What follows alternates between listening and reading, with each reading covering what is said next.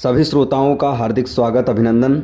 आल्हा उदल की कहानी में पिछले वीडियोज़ में आपने सुना कि कुमायूं की लड़ाई कैसे हुई, सुलेखा और कलावती का विवाह कैसे हुआ। अब इस वीडियो में आप सभी सामने बुखारे की लड़ाई, धांधु का विवाह बताया जाएगा। बढ़ते हैं वीडियो की तरफ।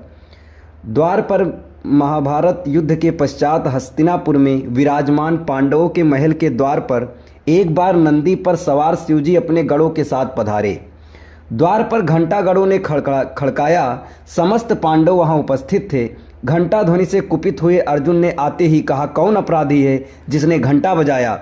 भगवान शंकर को ये व्यवहार दुखद लगा। न प्रणाम, न स्वागत, न कुशल समाचार, सीधे ही अपराधी करार। भगवान भोलेनाथ प्रसन्न भी शीघ्र होते हैं, परंतु ऐसे अपमान के पश्चात क्रोधित हो गए।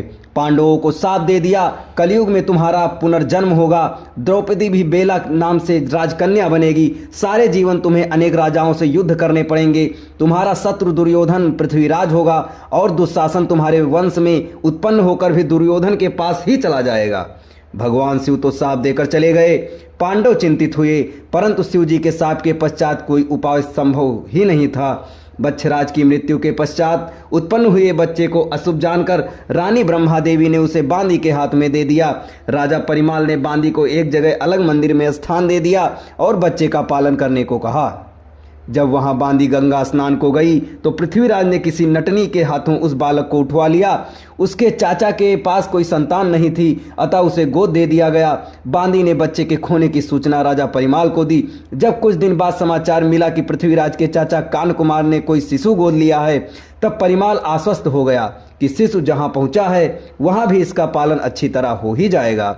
अतः राजा परिमाल ने मन में संतोष कर लिया। उसी बच्चे का नाम धांधु रखा गया, क्योंकि वह बहुत मोटा और मस्त था। बलख और बुखारा दो नगर हैं। बलख नगर के राजा हैं अभिनंदन, जो भवानी अम्बा के भक्त हैं। उसकी बेटी चंद्रलेखा है। बुखारे के भूपति हैं रणधीर सिंह।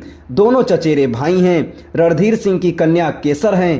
केसर की सगाई के लिए राजा रणधीर सिंह ने अपनी पुत्री मोती सिंह को 4 नेगियां के साथ टीका लेकर भेज दिया।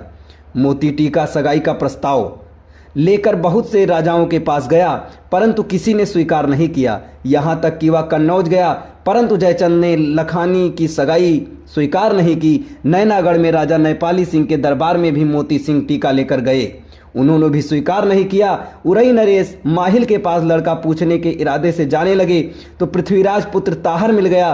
ताहर ने पूछा, चारों नेगी साथ लेकर कहाँ घूम रहे हो। मोती सिंह ने कहा, राजा माहिल से मिलने उरई जा